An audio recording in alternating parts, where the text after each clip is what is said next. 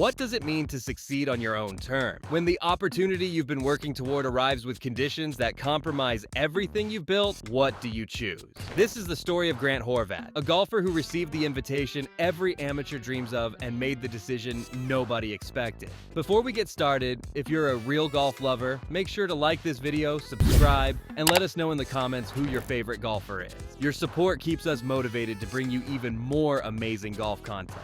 His choice revealed something profound about modern golf, about authenticity versus institution, and about whether the traditional path to success is still the only path worth taking. Grant Horvat didn't begin life destined for golf greatness. Growing up in Michigan, as the son of Steve Horvat, a golf professional, you might assume clubs were placed in his hands before he could walk. The reality was different. For the first 12 or 13 years of his life, Grant had minimal interest in the sport his father loved. Football captured his attention, golf seemed slow, methodical, frankly boring to a young athlete seeking excitement. But proximity matters in life. Having a father who lived and breathed the game meant golf was always within reach, patiently waiting for the moment when curiosity might overcome initial resistance.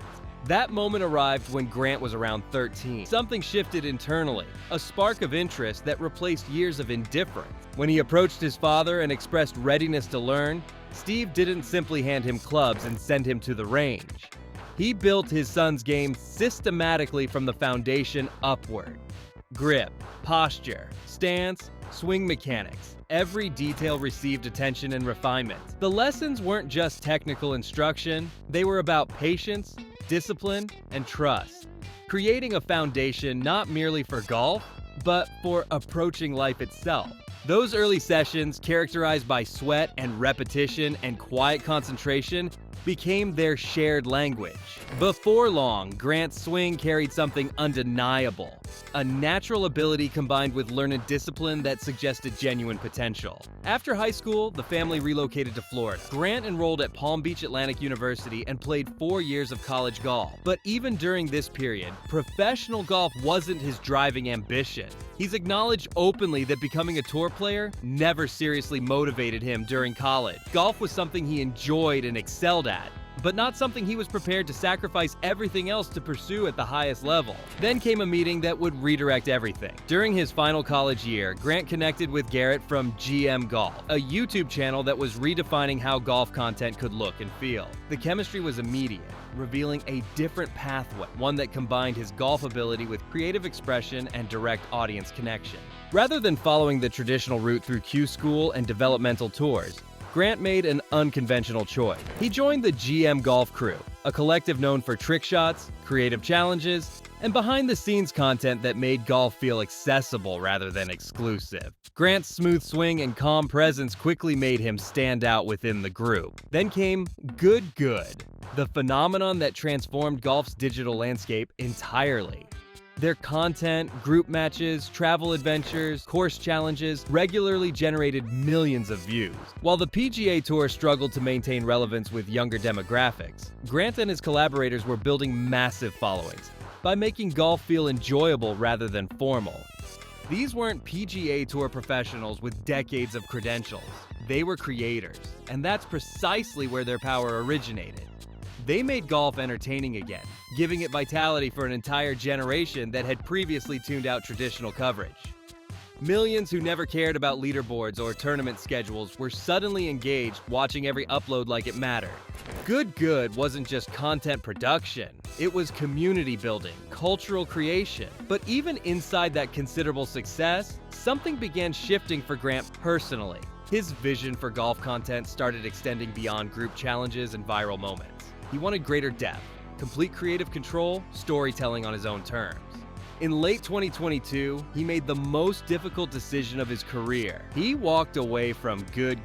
The split wasn't publicly acrimonious, but for fans who had followed the group's meteoric rise, it felt devastating. Like watching a band break up at their commercial peak. Internet speculation ran predictably wild. Was there conflict, creative differences, financial disputes? Grant addressed the situation directly through his personal channel, explaining that he needed to chart his own course, to have complete creative freedom and total control over his schedule and content. He wanted to return to Florida, spend more quality time with his father, and reconnect with golf in ways that felt personally meaningful rather than commercially obligated. The decision wasn't about rejecting success. It was about pursuing authenticity. And the gamble paid off spectacularly. His solo channel didn't just survive without the good infrastructure, it exploded. Millions of monthly views, brand partnerships flowing in, and most importantly, a devoted audience that felt genuinely connected to his journey. Grant's content offered something traditional golf media couldn't replicate: real human connection.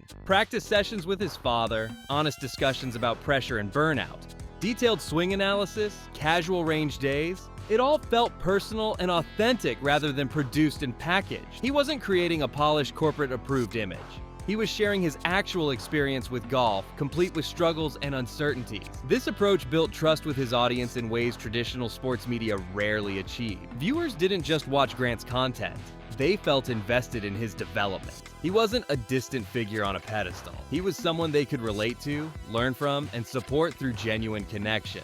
Soon, sponsors came calling. Apparel brands, golf technology companies, equipment manufacturers, everyone wanted association with his growing platform. But unlike many professional endorsement deals that feel transactional, Grant's partnerships made sense contextually. His audience trusted his recommendations because he never sold them fantasy or exaggeration, just honest perspectives from someone who genuinely loved the game. Then came early 2025 when Grant received a sponsor's exemption to compete in the PGA Tour's Barracuda Championship. For most amateur golfers, this represents the ultimate validation. A chance to test themselves against the world's best players on golf's biggest stage. It's the dream scenario that most players spend entire careers pursuing without ever achieving. Grant's response shocked the golf establishment completely. He declined the invitation. The reason was straightforward but profound. The PGA Tour's media policy strictly prohibits independent filming during tournament play. For Grant, whose entire platform depends on documenting his experiences and sharing them with his audience, this restriction was non-negotiable. Playing without cameras meant abandoning the people who had made him relevant enough to receive the invitation in the first place. Grant explained his reasoning in a video that quickly went viral, calmly and without drama. So the reason I will not be playing in a PGA Tour event is due to the rules and regulations around media rights and filming during tournament play of a PGA Tour event. Without the ability to bring his viewers along for the experience, it wouldn't feel authentic to who he was as a creator. The irony wasn't lost on anyone. The PGA invited him specifically because of his YouTube presence, then demanded he shut off the cameras that built that presence. The response revealed how deeply his audience valued his authenticity. Hundreds of thousands watched his explanation, with many pointing out the fundamental contradiction in the PGA's approach. They wanted the relevance and attention Grant could bring, but only on their terms, under their complete control. One comment captured it perfectly. The PGA wanted the crowd he built, but not the camera that built it.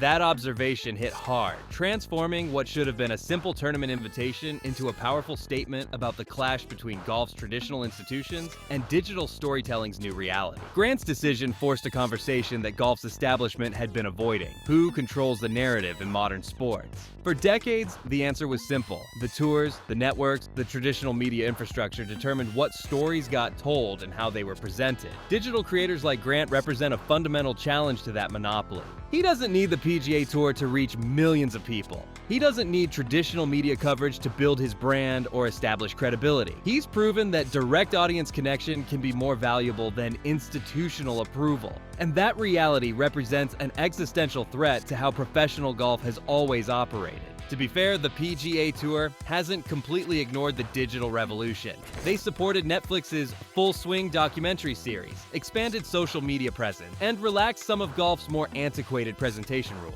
But these moves feel like surface-level adaptations rather than fundamental transformation. The deeper issue remains control. The PGA wants the benefits of digital engagement, the views, the younger audience, the cultural relevance, without surrendering control over how that engagement happened. They want personalities, but not independence. They want modern appeal, but traditional structure and oversight. Grant's rejection of the Barracuda invitation exposed this contradiction perfectly. If the tour genuinely wants to connect with the next generation of golf fans, it needs to speak their language authentically. And that language is access. authenticity and unfiltered connection, precisely what institutional media policies prevent. The question becomes, what matters more to professional golf's future? The prestige of traditional tournament structures and institutional gatekeeping, or the genuine connection that digital creators provide to millions of fans who might never watch conventional tournament coverage? Grant Horvat isn't an isolated phenomenon or lucky exception.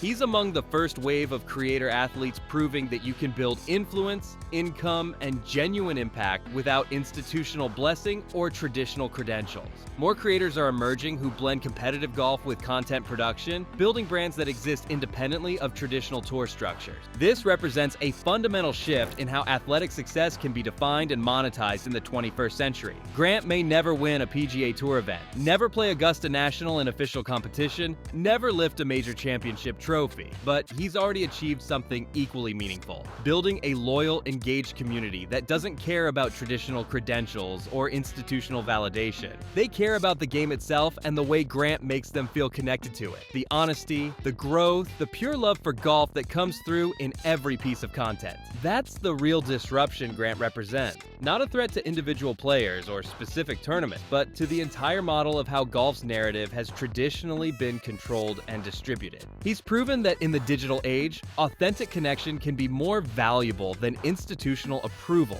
that building your own platform matters more than waiting for someone else's permission, and that success doesn't require following the path that everyone before you followed. The golf establishment can view Grant Horvat as either threat or opportunity, as a threat to their control over who gets attention and how golf stories are told, or as an opportunity to understand what modern audiences actually want from their sports consumption. Not polished corporate messaging and carefully scripted narratives, but genuine human connection and unfiltered access. Grant's story challenges golf to reconsider what success looks like in the modern era. Is it defined by tour cards and tournament victories and traditional metrics, or by the ability to inspire millions of people to engage with the game, regardless of whether that engagement happens through conventional channels? The answer will determine not just Grant's future trajectory, but the future of golf itself. Because the next generation of fans will follow wherever genuine connection leads them, whether golf's traditional institutions approve or not. Grant Horvat turned down a PGA Tour invitation and proved that sometimes the most powerful statement is saying no. In doing so, he revealed that in modern golf, influence doesn't require institutional approval. It just requires an authentic voice and an audience willing to listen. His path forward isn't about seeking validation from the establishment. It's about continuing to build something that matters on his own terms, one video at a time.